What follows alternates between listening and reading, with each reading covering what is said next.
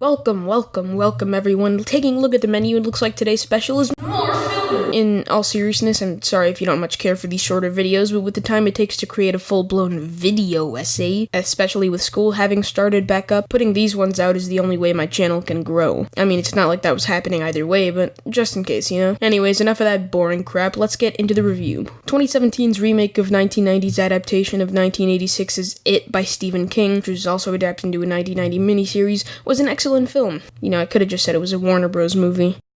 Screw it. If you're at all familiar with my channel, I'm sure you already know I'm kinda new to this film criticism thing, so when I'm talking about a movie that near flawlessly executed everything it was designing for, I probably won't be as thorough as I can. But I think my background and relationship with this type of fiction makes my insights on this sort of thing inherently valuable, especially when it manages to captivate me in a positive way. Wow, I sound pretentious.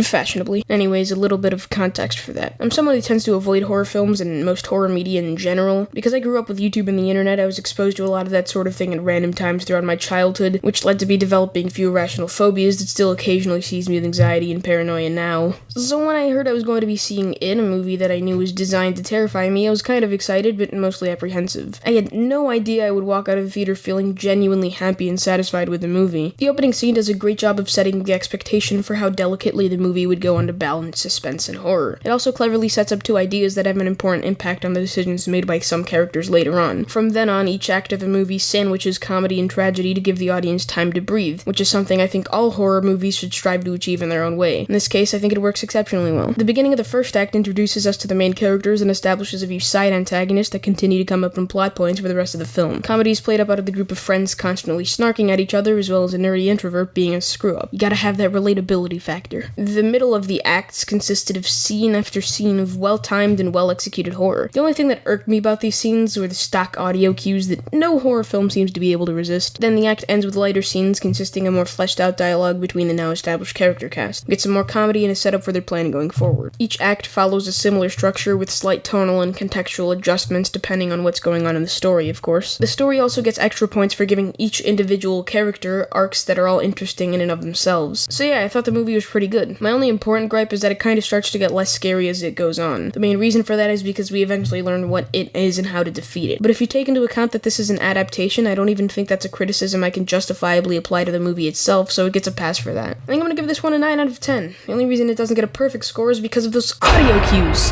Can we just ban them?